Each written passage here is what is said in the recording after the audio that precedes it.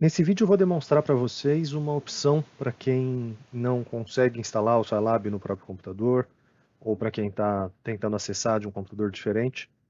É um jeito de conseguir rodar os programas mesmo sem ter o Scilab instalado. A gente vai usar esse site que chama Roll App.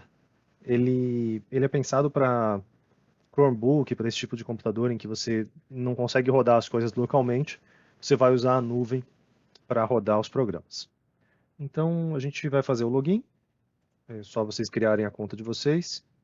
E a gente aqui está usando a conta gratuita. Existe uma versão paga, mas a gente vai demonstrar o que fazer com a conta gratuita.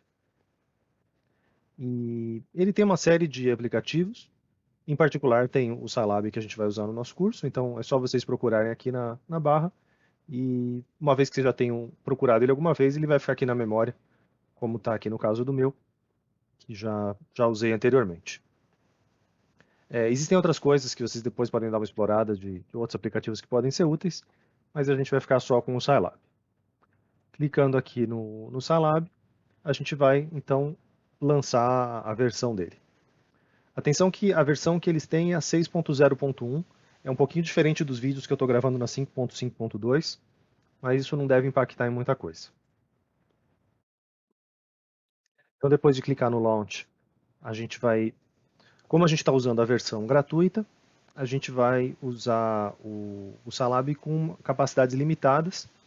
E dessas limitações da versão gratuita, o que mais impacta a gente é que a gente não vai ser capaz de salvar o nosso trabalho na nuvem. Então você vai ter que salvar localmente e isso vai dar um pouquinho mais de trabalho.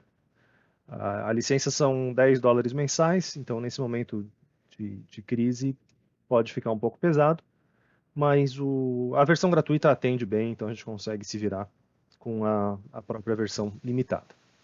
Eu vou aqui lançar essa versão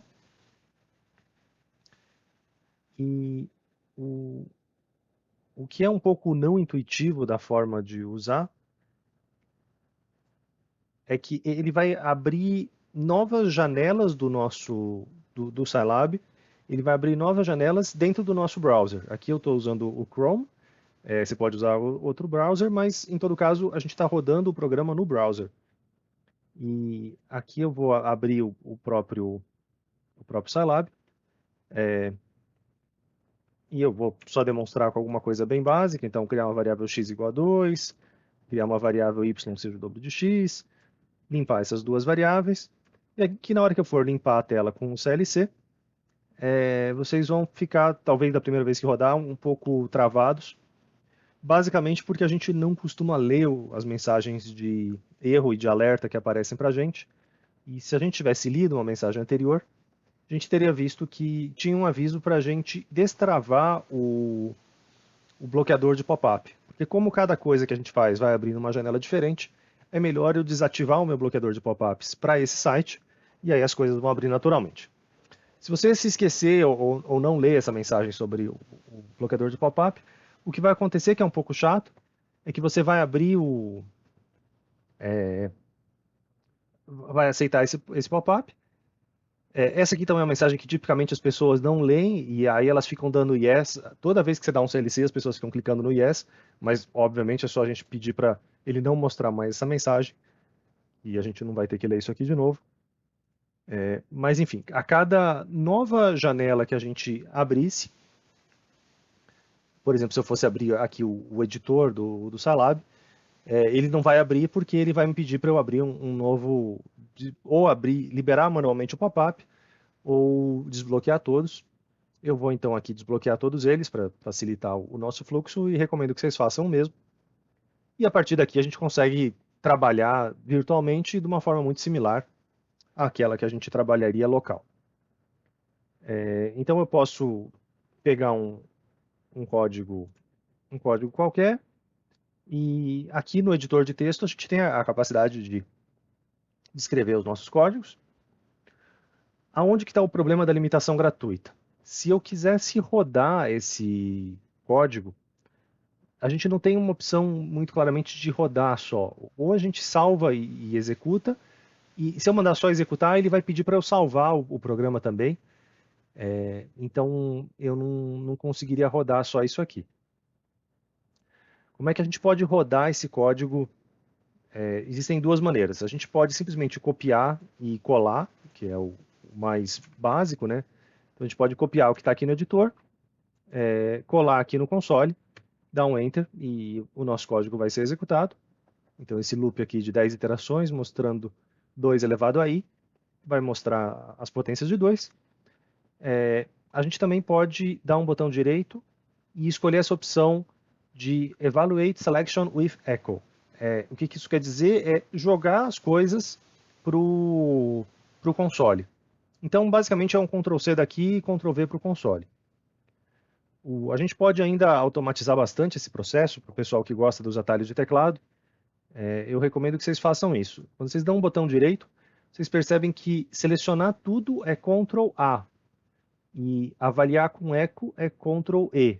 A de All e o E de Echo. Então, se eu der simplesmente um Ctrl+A, meu código inteiro foi selecionado, sem eu precisar ficar arrastando com o mouse. Se eu der um Ctrl+E agora, o meu código foi jogado aqui para o console e já executou. Eu vou só dar um clear para deixar mais clara essa demonstração. E realmente foi esse código sendo executado. Então, Ctrl+E, ele jogou para cá e já executou. Você pode também simplesmente trabalhar no seu bloco de notas, então você podia ter localmente no seu computador um bloco de notas e você vai escrevendo as coisas lá no bloco de notas, e aí você também pode copiar e colar. Eu recomendo que vocês não façam isso do bloco de notas, é melhor fazer aqui no editor do Scilab, porque aqui a gente tem a coloração das palavras-chave, das funções, fica mais fácil de enxergar o que você está fazendo, enquanto o bloco de notas trata tudo como texto muito igual, e aí é um pouco mais difícil de enxergar o seu código. Eu também recomendo que vocês salvem o trabalho de vocês com frequência. Então, lembre-se que isso aqui na nuvem não está sendo salvo, então você precisa periodicamente copiar o que você está escrevendo e salvar no seu computador local, porque as coisas na informática são assim, são problemáticas. Quando você menos espera, você pode perder o seu trabalho. Então é melhor se prevenir e salvar com mais frequência, e aí você tem que ter apenas esse trabalhinho extra de salvar local. Existe também uma opção do SciCloud, mas eu recomendo que vocês fiquem aqui com esse rollup, eu não vou nem explicar o outro caminho, eu acho que esse é o que funcionou melhor nos meus testes.